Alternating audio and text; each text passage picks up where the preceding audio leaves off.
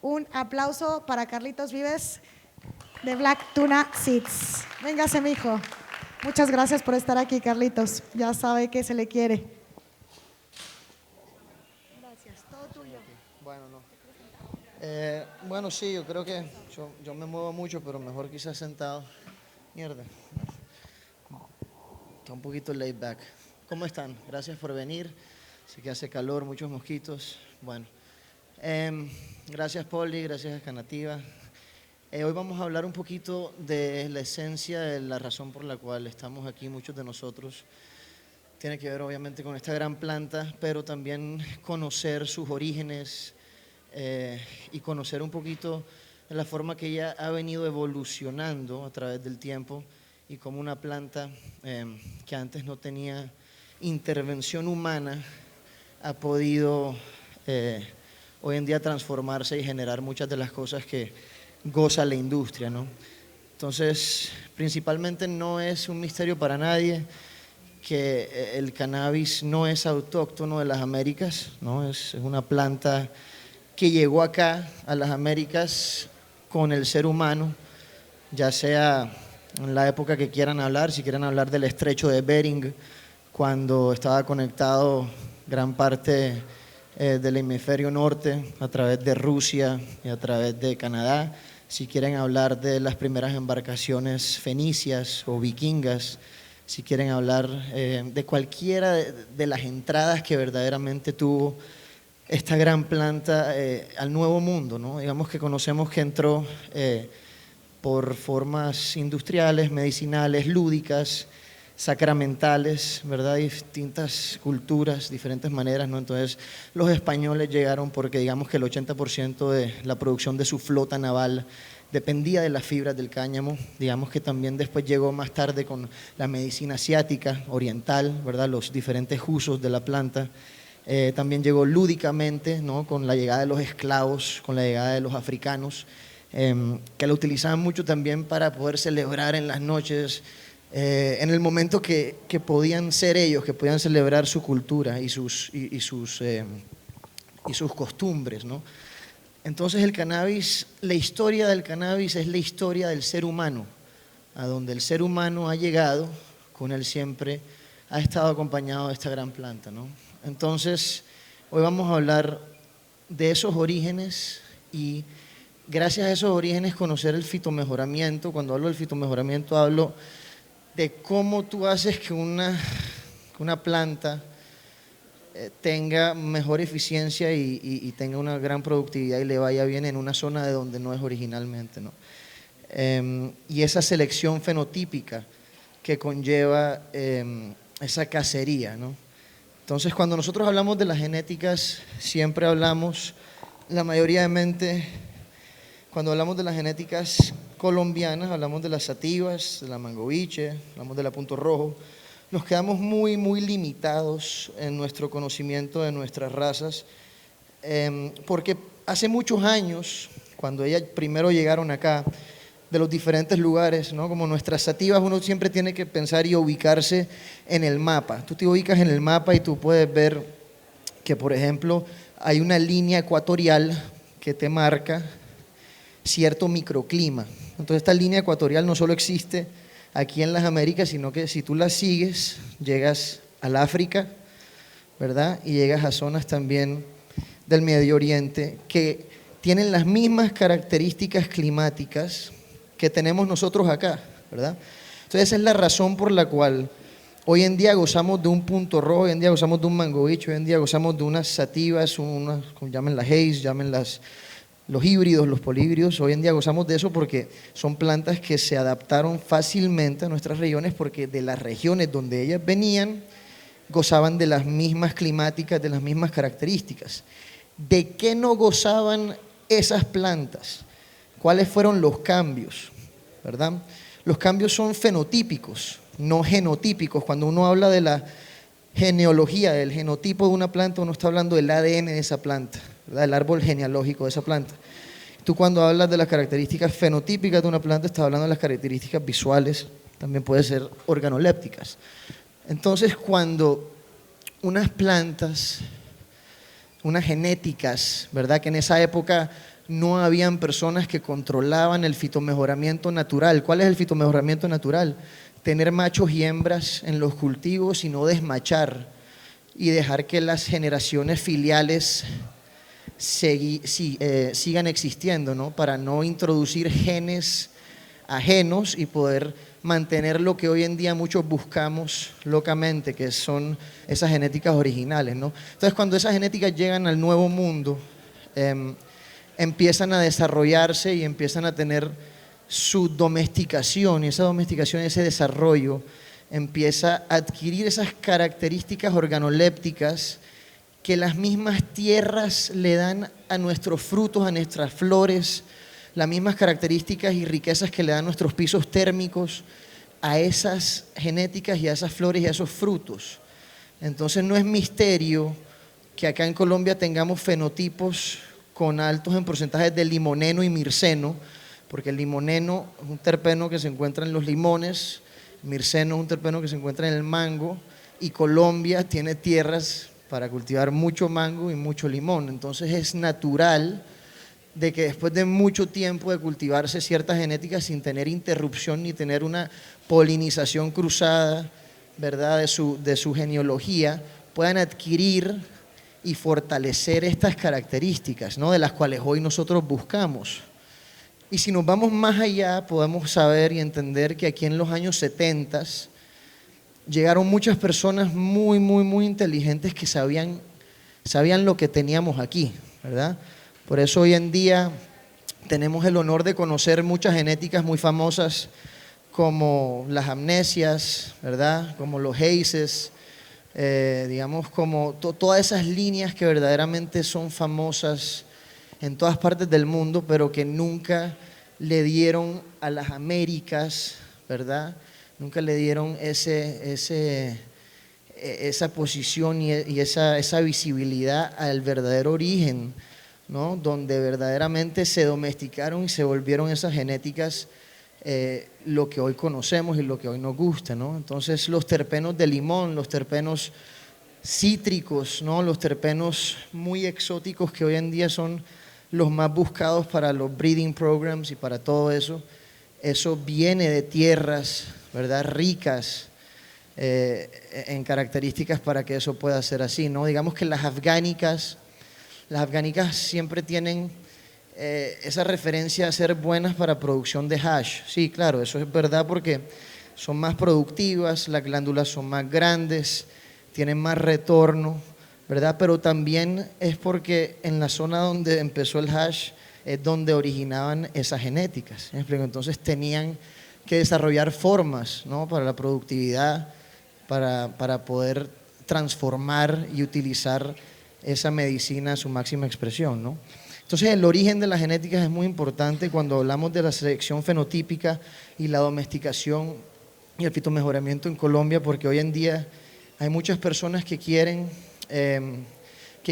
tener buenos resultados con plantas que no son de acá, ¿verdad?, o que no son de lugares con las características similares a las de acá. Entonces, si uno tiene un cultivo en interior, es muy fácil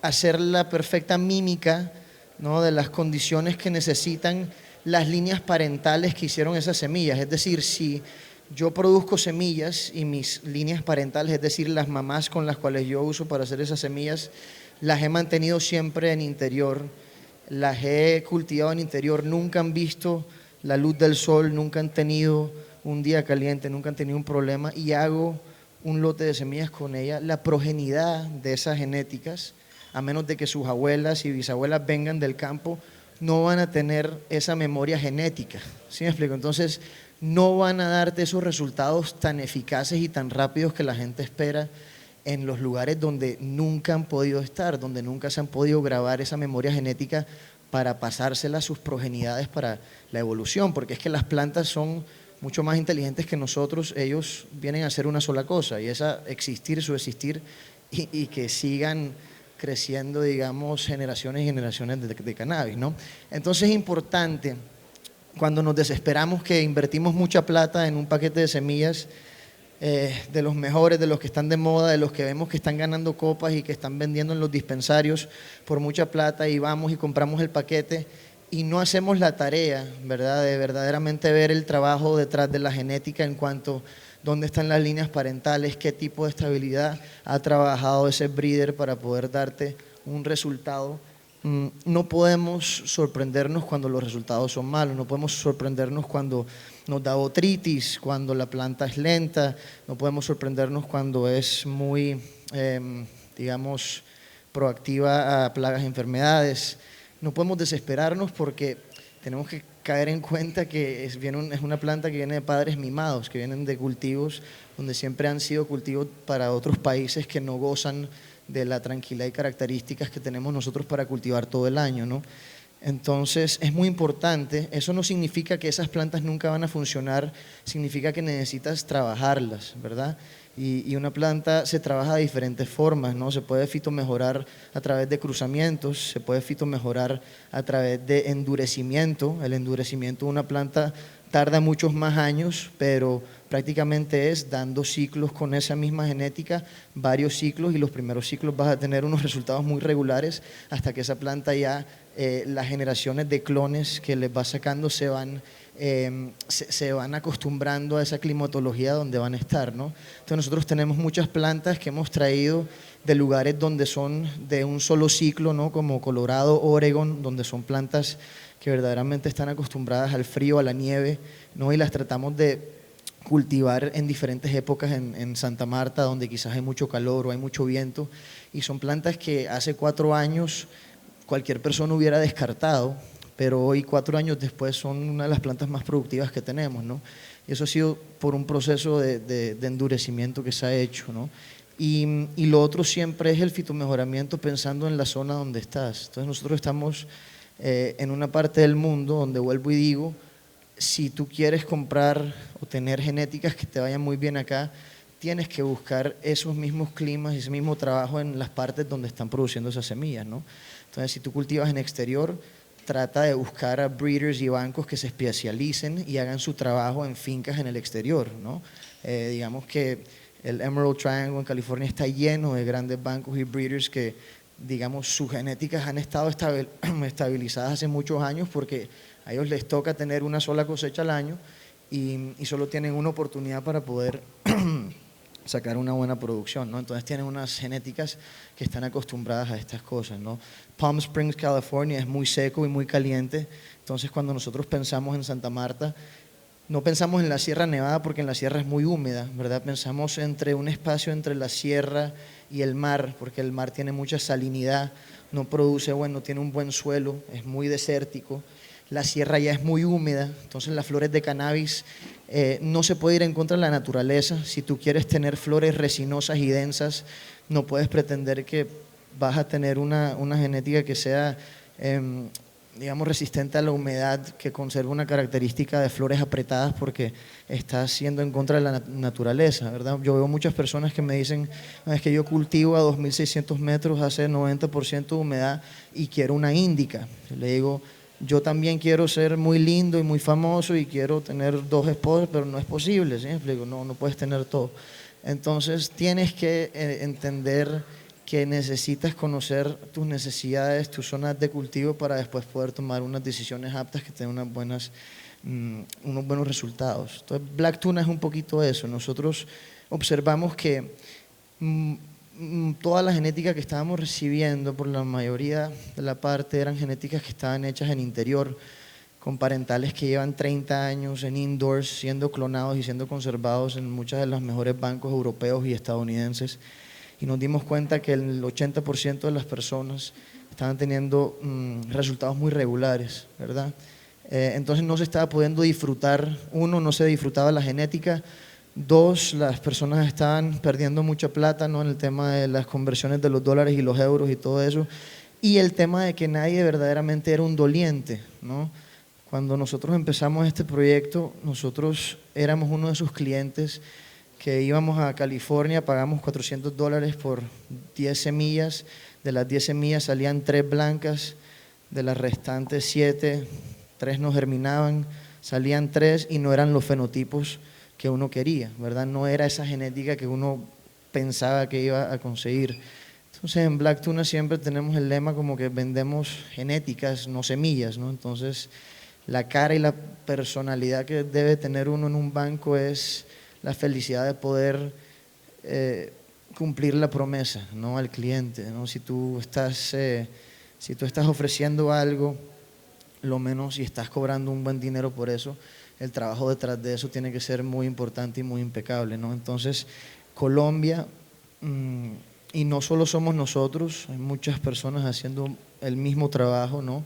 Porque esto es una industria grande que es muy diversa. Gracias a Dios Monsanto todavía nos ha metido y es la razón, tanto la razón por la cual estamos jodidos genéticamente, pero también por lo cual estamos bien, porque es que como no ha sido una planta controlada, estamos teniendo un problema hoy en día de polihíbridos. Entonces los polihíbridos es que tú, por más que tú creas que estás comprando una genética muy distante a la que tienes, ¿verdad? Para hacer unos cruces nuevos, nadie verdaderamente te puede asegurar eso, el trabajo verdadero que viene detrás de eso. La única forma que puedes hacerlo es haciendo análisis de ADN, ¿no? Cuando tú haces análisis de ADN de la planta, ya te pintas un mapa conceptual de la progenidad, digamos, el árbol genealógico de esas genéticas para poder saber verdaderamente que esas 2 genéticas que tú tienes no son primas hermanas o hermanas o cercanas, ¿verdad? Porque digamos, al igual que el ser humano,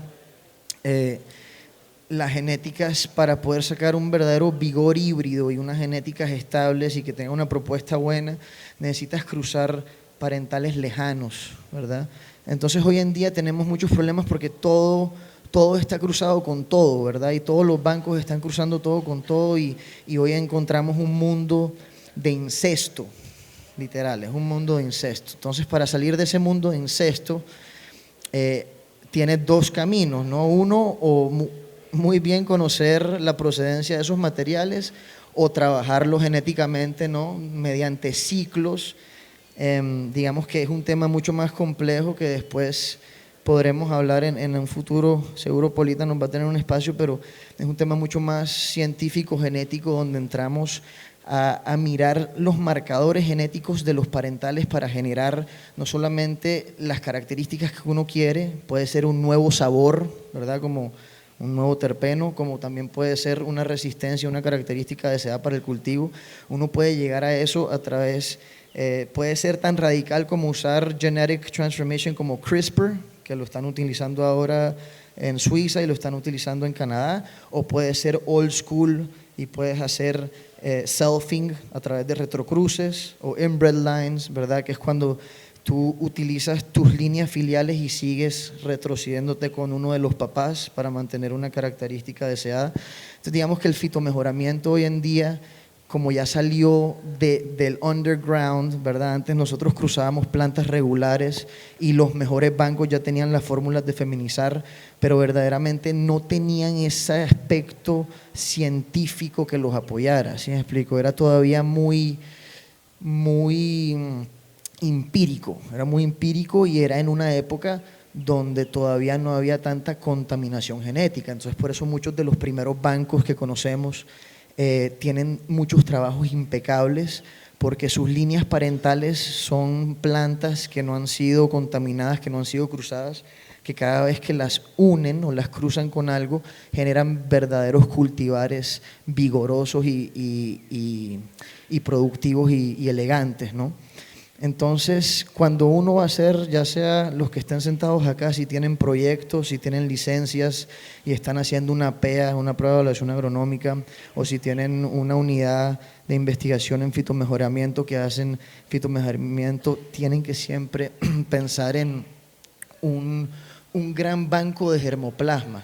¿Qué es un gran banco de germoplasma? Es la canasta donde tienes todo tu material con el cual vas a trabajar y hacer el resto de cosas, ¿no? Entonces, hoy en día muchas personas dicen, bueno, yo voy a comprar estas genéticas de este banco porque es famoso, me gusta el nombre y voy a registrar esas genéticas y al final se encuentran con muchos problemas y se encuentran que al final del día tienen que hacer unos mejoramientos y unos cambios, unos fitomejoramientos. Entonces, para poder ahorrarse eso, lo importante es entender eso, ¿no? El origen, la procedencia de las genéticas, el trabajo genético que está detrás de estos bancos, ¿no? De estas semillas, para poder tener resultados óptimos, ¿no? Yo creo que se ha vuelto muy normal. Aquí escuchamos mucho, sí, esta cosecha solo tuvo un 20% de hongos, ¿no? Por ejemplo, en el mundo farma, en el cual nos movemos, cuando hacemos 3 hectáreas cultivables al aire libre, los agrónomos sienten que es un gran logro cuando solamente hay 20% de hongo en la cosecha. Y yo digo que estamos locos, tenemos que llegar al punto donde el porcentaje sea 2, 3, 4 máximo, ¿sí me explico? Porque es que por más que queramos cultivar rosas en el desierto, las rosas no se cultivan en el desierto, ¿verdad? Entonces, si tú quieres cultivar flores de competencia y estás en Bogotá, vas a necesitar mucho movimiento de aire, vas a necesitar unas genéticas muy resistentes, vas a necesitar un fruto que no amarre tanto, porque por más que queramos pelear contra el sol, taparlo con la mano, no vamos a poder. Entonces, por eso en los Estados Unidos, los estados que cultivan en exterior son estados que tienen, digamos, cultura granjera canábica desde los años 60 y 70. O sea, llevan perfeccionando las genéticas y las técnicas por más de 30 años, ¿no? O sea, aquí en Colombia apenas estamos comenzando. El mercado negro o tradicional, como decimos nosotros ahora con los ejecutivos, el mercado tradicional no te exigía un estándar de calidad, el mercado tradicional no te exigía unos SOPs de secado, ¿no? Y de curado de almacenamiento y de unos exámenes microbiológicos, no te exigían terpenos, no te exigían un certificado de análisis de la flor para saber si lo que estás diciendo que es, verdaderamente es. Entonces, por eso nuestro mercado apenas está empezando a exigir eso, ¿no? Y eso todo empieza, puede ser muy chistoso, pero todo empieza desde la calle, ¿no? Si la calle todavía no está demandando ese estándar, es muy difícil que el resto de la cultura y de las personas puedan entender que eso es lo que se tiene que hacer, ¿no? Entonces yo tengo, como muchos aquí seguro, tenemos la gran bendición de venir de países donde ese estándar ya existe, donde las flores mal secadas, mal cultivadas con hongos, con genéticas mal cultivadas, no se aceptan, no se venden, por ende no se cultivan más. Eso apenas está comenzando acá, ¿no? Entonces yo creo que lo más importante es entender eso, ¿no? Cuando vayan y compren genéticas, no piensen en que voy a comprar esto porque está de moda, porque Berner lo está ofreciendo, porque California está de moda, sino piensa en tu plan, piensa en tu necesidad. Si tú quieres flores buenas, piensa en tus requisitos, ¿no? Si eres de interior, si eres de exterior. Y si eres un genetista, piensa en esos materiales genéticos que te van a sacar adelante y van a hacer que todo el mundo empiece a hablar de tus cosas, ¿no? Entonces hicimos un trabajo muy lindo, fuimos a California y buscamos una genética que hace 30 años vinieron a quitarnos de acá, ¿no? Una genética que se llama Cherry West por el banco Freeborn Selections de Mean Gene de Mendocino. Ahora, Cherry West es un terpeno que es muy famoso en los Estados Unidos, que inclusive los latinos pensamos que es un terpeno americano, y Black Tuna fue a California y volvió y trajo a Cherry West, que viene de una abuela que se llama Candelabria, y Candelabria la vinieron a buscar a ella aquí en Colombia en los años 70, y por su perfil de terpenos a limón tan importante se la llevaron para los Estados Unidos, y durante muchos años fue una de las genéticas más importantes que aportó el terpeno a limón en muchos de los cruces que hoy disfrutan los americanos en los Estados Unidos.